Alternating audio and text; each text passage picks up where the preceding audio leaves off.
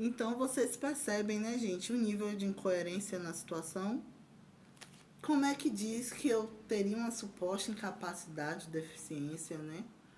De um lado diz que quer interditar, internar o tempo todo, procura fazer um bocado de coisa errada há ano e ano que se passa. Várias instituições são acusadas falsamente por eles. Desde Faculdade Santíssimo Sacramento, de 2014 a 2019, 2020, que eu estudei lá, foi acusado ou foi alvo deles em algo, procuraram monitorar e acusar a faculdade. A Uniaselv deve ter sido acusada no tempo que eu fazia pós-graduação lá, EAD. Pitágoras teve um semestre que eu estudei lá, na Pitágoras de Alagoinhas. Vários órgãos, gente, e todo lugar que eu vou trabalhar, eles tentam me prejudicar. Você entende que é um nível de perseguição, de violência processual, de assédio processual que não é normal. Como é que familiar que mora em São Paulo, essa mãe biológica mora em São Paulo? Você sabe há quanto... Eu tenho 32 anos. Você sabe desde quanto tempo que eu não moro com ela? Já tem mais de 25 anos. Vocês têm noção que se eu convivi com ela foi assim, no período da primeira infância, quando eu comecei a estudar na escola Joias Preciosas, uma escola particular que tinha aqui em Alagoinhas, eu era pequenininho, eu já morava com minha tia Cleusa, com meu pai e minha avó na época, em outra casa. Ela tinha ido procurar trabalhar como empregada doméstica em São Paulo. E há mais de 25 anos, 2 décadas e meia, eu não moro com essa mãe. Eu não sou sustentado por essa mãe. Ela não me paga um salário mínimo por mês, R$ 1.000. Para eu pagar minha água, luz, alimentação, energia, nada. Se algum momento eu estive desempregado ou pedi ajuda em algo, rara foi as vezes que ela me ajudou. Eu quero que vocês compreendam, eu não peço nada a ela já tem tempo, não exijo nada dela, não moro com ela 2 décadas e meia. Pretendo casar, morar com a mulher, estou cuidando da minha vida. Por que que está existindo perseguição de familiares vindo atrás de mim de outro estado para criar ações de interdição ou dizer que eu tenho problema? Se essa gente tivesse afastada e longe de mim, eles não estariam sendo mencionados aqui por mim. Por que que eu não lembro que a vida deles existem no sentido assim de criar ação judicial para dizer que um deles tem que tomar remédio? Fulano é louco, fulano tem problema, eu quero que meu irmão perca o emprego, eu quero que minha irmã perca o emprego, ou que meu irmão, que minha mãe perca o emprego, ou minha tia tal. Entendem? Porque eu acho que é incapaz por causa disso e daquilo não dá certo. Eu que vou administrar a finança, fazer isso e aquilo. Não é estranho para vocês isso? O judiciário sabe que é estranho e sabe que eles são fantoches de uma organização criminosa. Que eles procuram abrir os processos judiciais para me prejudicar. O que eu estou tentando dizer aqui a vocês é que não existe possibilidade de convivência ou acordo com essas pessoas, nem com políticos, nada disso, gente. Por favor, né, abram essa situação judicial. Eu não sei qual é a consequência do tipo de acordo judicial que fizeram. É ir preso? Eu vou preso, eu não tenho problema em preso. Chega alguém, eu queria que tivesse uma mulher de peito, de coragem, né? Que teve um tempo de enfrentar essa quadrilha, ou de investigar elas, que nem um tempo que teve aqui em Alagoinhas, Ludmila Ficina, Jus Cardoso, sair investigando, descobrindo esse povo ou denunciando. Eu precisava era com uma pessoa de coragem, seja homem, seja mulher, contasse o que é que está ocorrendo. O que foi que ocorreu durante o decorrer desses anos? Até onde você pode contar, o que não pode. Aí eu vou buscar o restante das informações no lugar adequado. Compreende a situação, porque eu estou sendo enganado, lesionado, recebendo golpes, sofrendo violência processual, tendo minha saúde prejudicada por essas pessoas que semestralmente tentam me drogar ou aplicar medicamento psicotrópico, psiquiátrico também.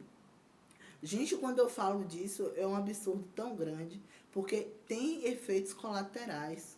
Eu acho que a gente que é psicólogo, né, eu falo pela questão da formação, eles impactam gravemente o sistema cognitivo de uma pessoa. Quem tem que tomar medicamento psiquiátrico é de fato quem tem demanda. Não é qualquer pessoa, não é qualquer medicamento, não é qualquer dosagem. O que eles fazem é absurdo. É tipo disponibilizar qualquer quantidade de medicamento diluído em água, seja em filtro, seja em jarra de água, sem eu saber. Eu vou, como qualquer cidadão, um dia de calor de verão, chegar e beber a metade de uma jarra de água, se eu quiser. Ah, estou com muita sede, quero nutrir meu corpo. Eu estou, para mim, tomando apenas água. Eu não fui informado que está ocorrendo avaliação psicológica, ou que eu deveria tomar algum tipo de precaução ou prevenção referente a quantitativo de medicação diluída em água. Eu não falo com um profissional psiquiatra nenhum que esse povo dessa quadrilha tenta colocar nessas avaliações. Eles disponibilizam de forma desmedida medicamento, de forma desmedida. Não me pergunta a minha altura, não me pergunta meu peso, não me pergunta se eu tenho algum tipo de alergia ou reação a algo. Eles agem de forma antiética e indevida, colocando a vida de um ser humano em risco. E eu apenas bebendo água, bebendo suco, que nem um cidadão comum. Podendo beber até 2, 3 copos de água de uma vez com medicação sem saber. Vocês acham que é assim? Um ser humano tem que tomar remédio de forma desmedida ou sem saber qual é a dosagem adequada, de acordo com o seu peso e altura? Se eu tivesse demanda, eu deveria tomar algo dessa forma, sabendo a dosagem adequada por peso e altura, quantidade e o período correto. Se eu tivesse demanda, o que eu não tenho. E quando uma pessoa que não tem demanda desse tipo psiquiátrica, ela passa mal. Você sente dor de cabeça, dor no coração. Teve um tipo de medicação, substância, que infelizmente eu tomei. Eu estava numa casa de uma tia minha que tinham colocado no suco. Eu estava bebendo apenas suco. Eu senti vontade de vomitar, náusea, vômito, algo assim.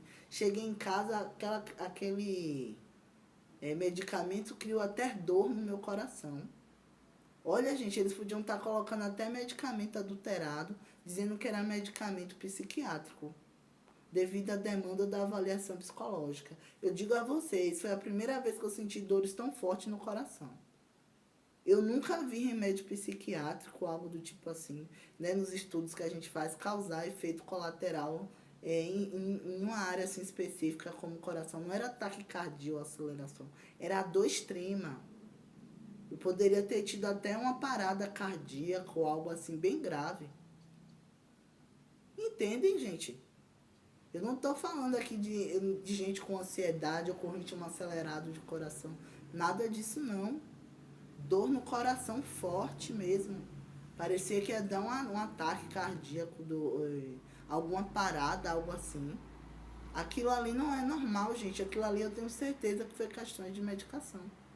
Alteração fisiológica, biológica, devido ao uso de medicamento de forma indevida.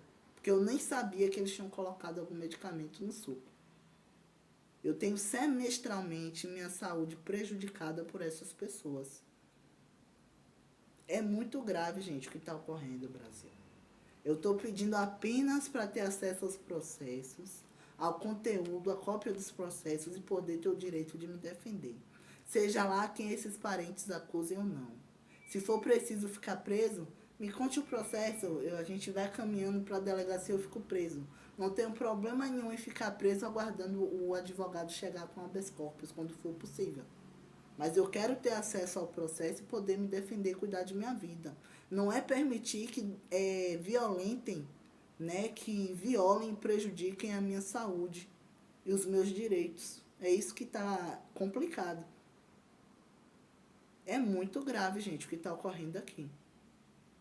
Muito, muito, muito grave. É uma quadrilha perigosa, com muito poder aquisitivo, com várias pessoas se tornando testemunhas falsas deles, por coação, e ainda foram incriminar nós em outro país.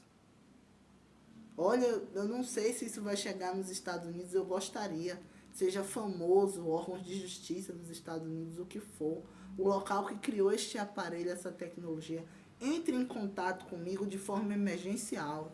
A polícia, até internacional que for, entre em contato comigo de forma emergencial, porque o que essa gente está promovendo aqui no Brasil é violência e violação de direitos. É distorção de informações e fake news.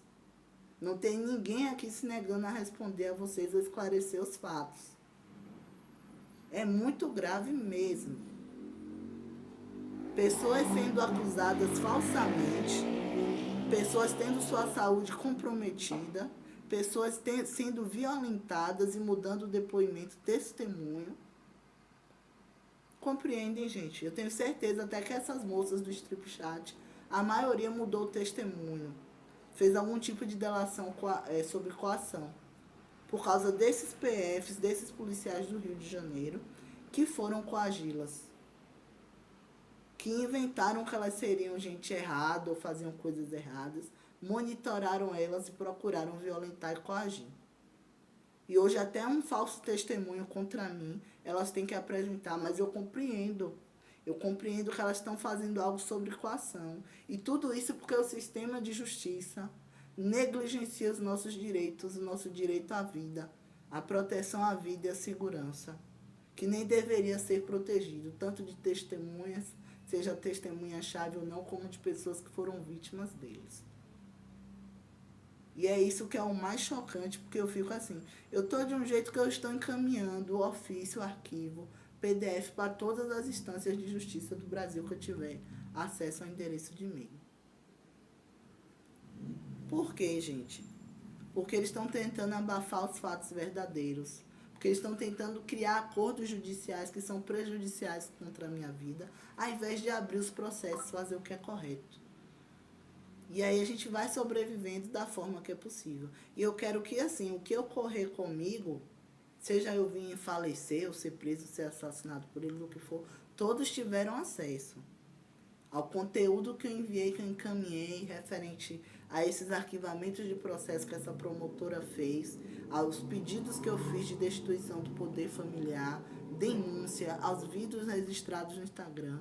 Não vai ter como essas pessoas dizerem que eles são inocentes. Claramente eles são responsáveis por tudo isso que está ocorrendo. E as coisas possivelmente não vão terminar bem se o sistema judiciário não entender que precisa intervir nisso aqui. Não vai terminar bem. Porque eles estão tentando fingir até que agressor sexual tem possibilidade de se relacionar comigo dentro dessas avaliações psicológicas que eles fazem. Em momento nenhum eu busco me relacionar com homem nenhum, nem muito menos algum agressor. Nem agressora. Infelizmente teve gente dessa quadrilha, tanto mulher como homem, que recebeu dinheiro para praticar espancamento comigo desacordado. Compreendem? Desde espancamento a agressão sexual. E hoje todos tentam fingir que se relacionava comigo, que eu gostava daquilo, desacordado ou que eu estaria drogado ou algo do tipo. E tentam não ser presos, dizendo que, se a gente se relacionar com ele esse ano, a gente comprova. Que não foi crime, que não foi estupro, que é assim mesmo que a gente se relaciona. Eu corro o risco até de sofrer um novo abuso por causa disso, uma nova violência. Eu acho que agora que eu trouxe os vídeos à tona, a sociedade e os órgãos de justiça vão estar mais atentos. Mas eles continuam tentando, né, burlar as leis, criar acordos judiciais abusivos, criar intervenções abusivas, me prejudicar, tirar do trabalho, ao invés de responder aos processos que lhe cabem, que lhe devem. Infelizmente, o que eu não quero é essas pessoas me acompanhando, nem próximas de mim. Elas cuidem da vida delas e eu cuido da minha vida. É isso que eu estou tentando dizer. Porque nitidamente algo trágico vai ocorrer, gente. De forma científica, vítima de estupro tem reações, comportamentos reativos de estresse, às vezes de querer se defender. Olhem bem o que é que eles estão fazendo. Tentando fingir que agressor sexual se relacionava comigo, eu tenho chance de se relacionar. Tentando botar essa gente para passar perto de mim na rua, para passar próximo de mim, tocar em meu braço ou ombro. Olha o problema. Se eu tenho um comportamento natural que uma vítima de estupro teve, pode ter, né? Que seria reagir, dar um empurrão, ou xingar, ou chamar a polícia ou algo do tipo. Ou até às vezes matar, porque tem situação que o estresse é tanto que o comportamento reativo de uma vítima de estupro é tão grande que pode ocorrer até de matar um estuprador. Vocês têm noção do que é que eu estou sendo exposta? E eu tenho que ficar quieto, sendo exposto a agressor sexual. Seja no ambiente pessoal, no ambiente de trabalho, na rua, em evento, em palestra, faculdade, num shopping, num supermercado. Tudo isso. Porque se eu disser um ai ou não toque em mim, ou reaja de alguma forma, me respeite, eles vão dizer que eu vou estar em surto.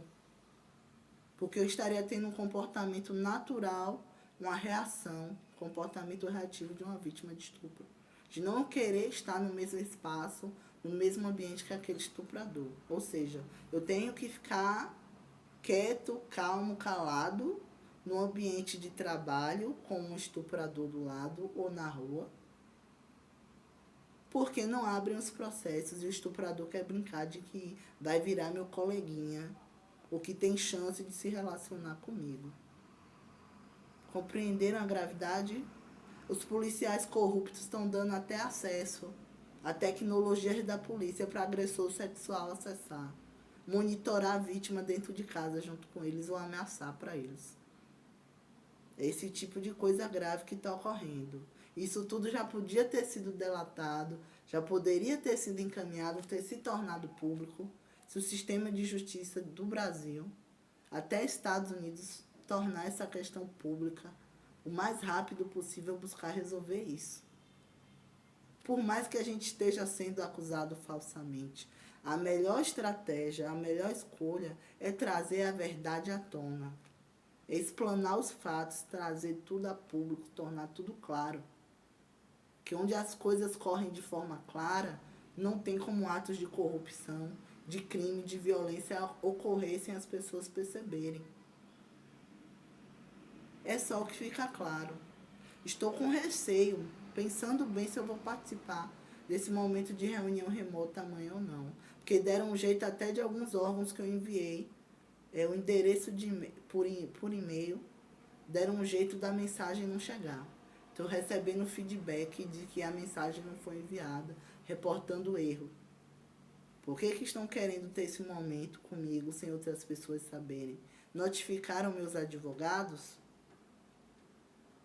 O que eu estou esperando mesmo é o processo que tem lá nos Estados Unidos, se abrir. E os que for verdadeiro daqui mesmo se abrir, os que são coerentes. Não é participar de golpe criado por essas pessoas. Eu já vi que pelo tipo de conteúdo, o feedback dado pela jurista ou pela promotora, ela não está se predispondo a falar a verdade. A fala dela foi embasada em coisas que são incoerentes, né? Que não procedem, um certo nível de negacionismo da minha fala, que já se percebe que é uma pessoa que não vai buscar falar a verdade ou fazer os esclarecimentos dos fatos que deveria. Por isso que eu digo, enquanto o judiciário não for claro, sincero e aberto sobre os fatos, dos que sabem ao que necessitam saber, isso não se resolve. Então, uma quadrilha aplicando golpe em todo mundo, acusando falsamente várias pessoas, vários órgãos de justiça, criando fake news e dados distorcidos. Infelizmente é isso aí. E é o que eu queria que chegasse uma pessoa, fosse cidadão civil ou jurídico, ou meus advogados, contasse tudo que tem ocorrido. E a gente procurar sanar essa demanda da melhor forma possível. Eu sendo suspeito ou não, sendo vítima ou não, o que for. Então eu deixo isso aqui registrado, gente, para vocês saberem qual é a minha indignação dos fatos que ocorreram. Vou estar descrevendo para vocês o que essa promotora, né, relatou em folha. Para mim não é agradável ou não concordo ou não. A gente não sabe até onde é verdade certos fatos ou não. Mas eu vou trazer à tona para que pessoas tenham acesso da área jurídica, analise se o que ela colocou é coerente, se os órgãos têm acesso e supervisionem desde o início o que foi que ela fez ou não.